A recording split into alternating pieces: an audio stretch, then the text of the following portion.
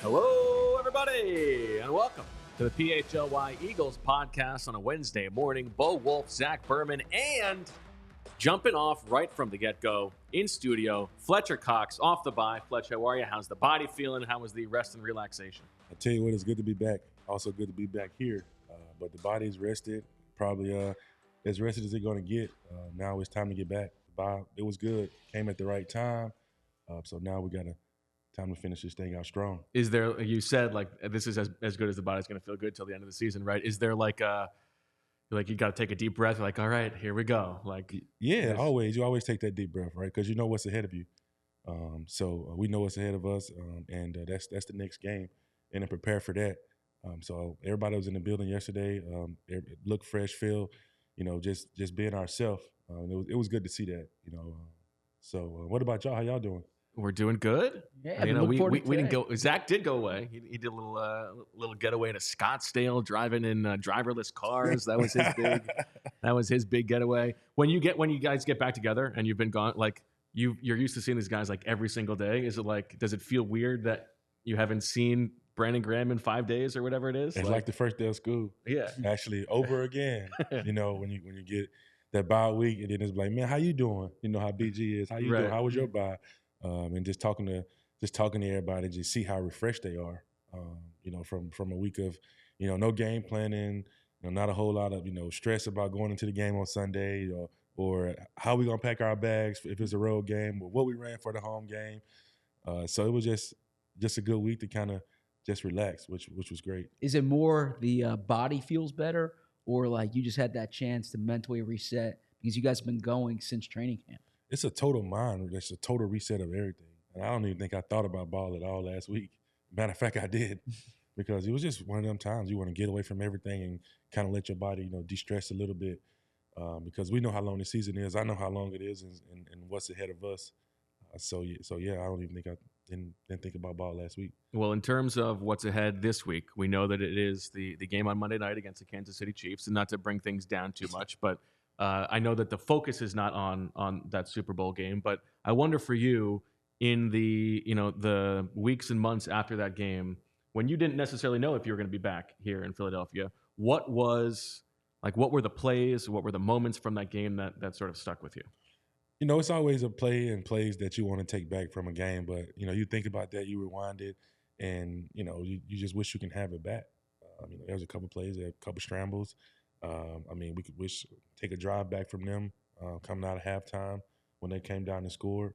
That's something you like to, you play back in your head and say, man, we stopped them coming out of the half. You come out on top, you give yourself a better chance of winning. But as far as everything, that game's been, it's been flushed. We finished in second place, and now, we get to play the next game now, which is the Chiefs is the next game on the schedule. Do you feel like this is a media focus where it's like, oh, this is a chance for some measure of revenge? Do you guys even feel that way, or is that's not what you guys think like? We know how it is, right? We know what the media is gonna build this game up to be, which is everybody gonna look at it as a Super Bowl rematch, or the Kelsey Bowl again. It's gonna be so much, Mahomes versus Hurts, all this type of stuff. Is Taylor Swift gonna be there? Right. I think what we focus on is us, is the guys in the locker room, and the coaches focusing on us and making it about us. And we don't let everybody blow it up, but we still got to show up on Monday and play the game. At the same time, whenever you have games, you always look at the film of the previous time you played the team, right? I spoke to Sirianni this summer about he'd be doing season prep, and that game would come on, and he'd like pound the table about a third down that came up. Is it the type of thing when you're watching it from a game planning perspective that you get memories of the Super Bowl, or do you view it purely as like, this is the next opponent, we're preparing for their third down looks, or I'm looking at their offensive line in this situation? Well, I just want to put it like this. Honestly, like, both teams are totally different. Sure. I don't think that both rosters are the same. Besides, I would say, we've added some stuff on our D-line and defense, and they have on their offensive defense. What's different about us is we got two different coordinators. Yeah. They got they got a different offensive coordinator this year. Right. They still got their same D coordinator, but these teams are different in so many ways. And I think the focus all week is just going. It's what it is every week. It's making it about the Philadelphia Eagles. The thing that's still present, of course, is Andy Reid, and it's rare to be in the league for 12 years and you're still playing your former coach, right? It is, you know, it is. and there's I know among like you, Kelsey, Graham are the only guys still in there who played for Andy.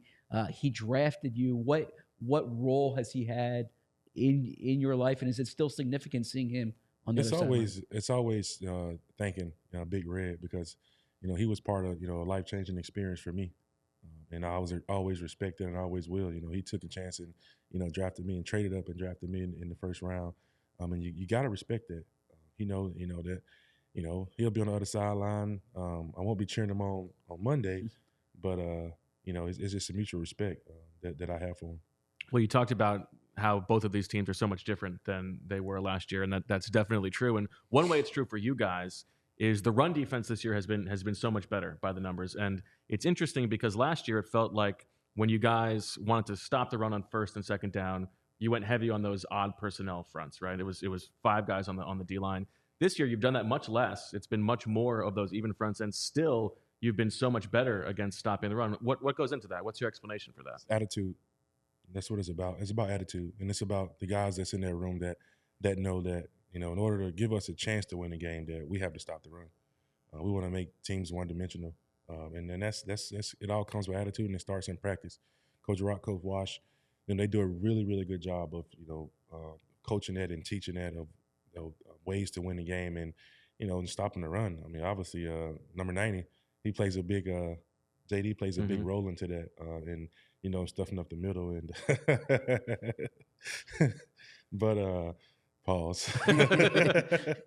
but he does a good job. We all do it with attitude, and that's what it's about: stopping the run, getting teams in second and long and third and long, and then we can pin our ears back and go rush quarterback. What are the things that he does that we might not be able to notice aside from stuffing it up the middle? Nah, I mean he. Just the way he approached it. He made some comments early in the year, and he probably don't know I read them, but he said he didn't want to be known just as a run stopper. Yeah. He wanted to be known as an every down guy, and I think so far he's proven that.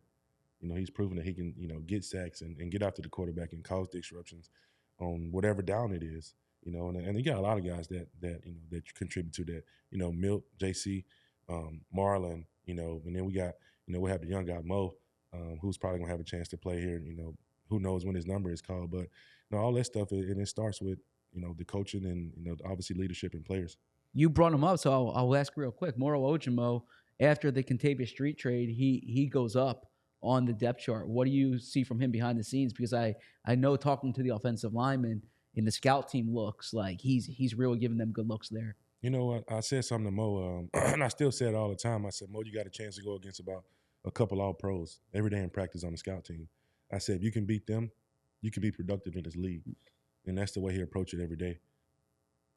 I'm curious, too, when you talk about an all-pro, Chris Jones, on the other sideline this week. He was compared to you when he was coming out, and it's kind of like this Mississippi State lineage. State, that's right. Jeffrey Simmons is then compared to Chris Jones, right? What's the relationship between you and Chris Jones, and do you see the similarities between the two of you? Just really happy for him, the success he's having. And he's got to find ways to stop him. I don't think you can stop him. You can slow him down, but it's hard to stop a guy like that that's just been dominant since he came in the league. They line him up all over the place, and it's kind of hard to tell where he's going to be.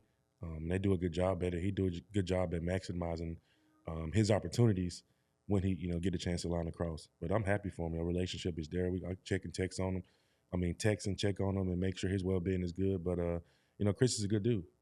Now, Fletch, after you leave, Zach and I are going to do this thing where we're going to draft the guys on defense who we think are going to have like a better second half than they had a first half. If you had the first pick there, anybody on defense who you think is going to have a better second half than first half, who would you say? And you can pick yourself if you want to. Nah, that'd be biased. I could pick myself. You're an objective journalist now. Oh, man. Let me see. If I had to pick a guy that's going to have a better half in this next season, I'm going to say a guy that's been having some up and downs, injuries, and kept him out a few games. I got to go with Reed. Okay.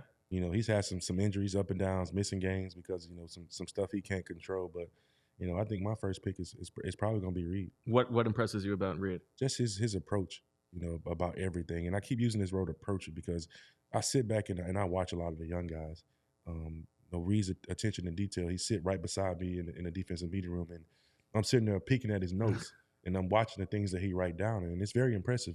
The way that he take notes, the way he understands the scheme, the way he walk around and around a building as a second-year player, and he's wanting to be a real pro, and I respect that about him.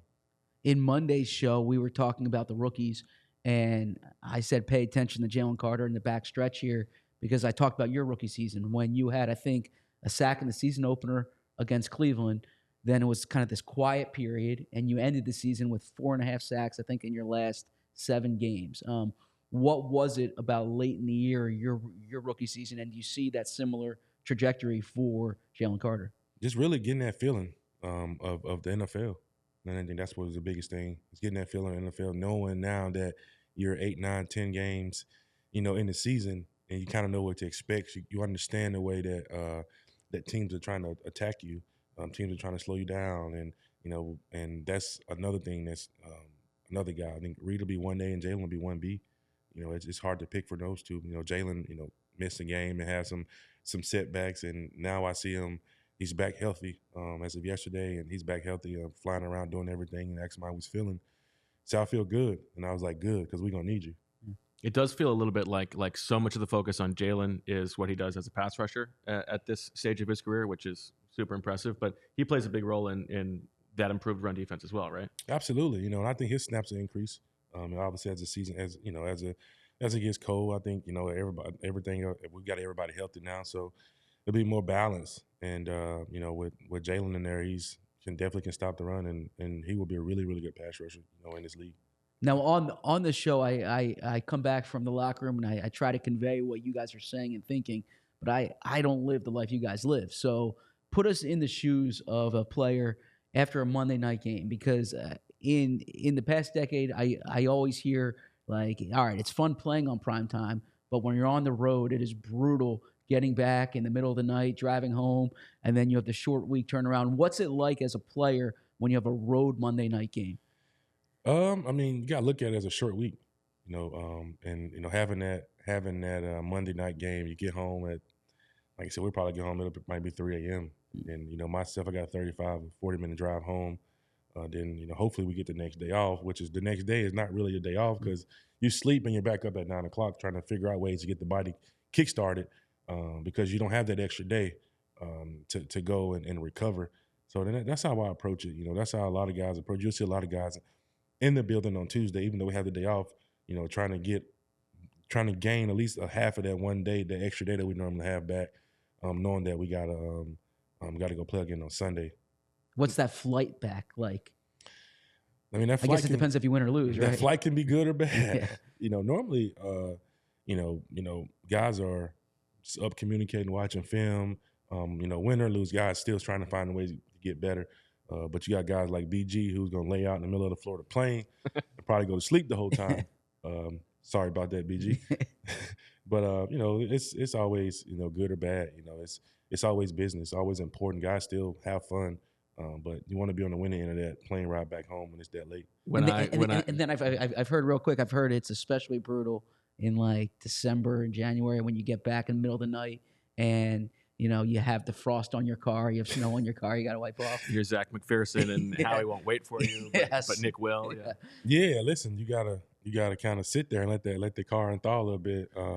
But some guys, they just go. They just get in there and go. I think they probably grab a bottle of water, just pour it on the windshield and go. Like that's gonna help, but it ain't.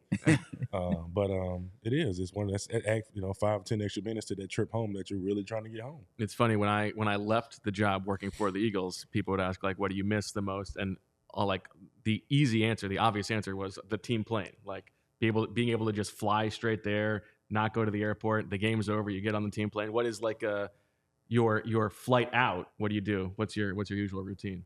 And are we still making rookies getting like Popeyes or whatever? You know what? The team make it easy now. They get it for us. Oh, okay. Yeah, because I don't think they want anybody missing the plane. That's smart. Yeah. So, but they still took the fun out of it, of having the rookies go order a couple $100 in Popeyes. Right. And, they all just kind of while You're on wearing the your plane nicest with it. outfit, but you're carrying like Yeah, three bags carry of that. So Popeyes, it definitely mess up all the pictures for them to get their little flicks. So, but the team does a good job. They make it easy for them now. We have Popeyes or Chick-fil-A on the plane, so that's what they do. All right. Well, that's good. Well, Fletch, good luck this weekend. Good luck getting back to practice. Keep that body healthy, and we'll talk to you next week. Thanks so much for taking the time. Yes, sir. Thanks for having me on. We all silly like the mayor.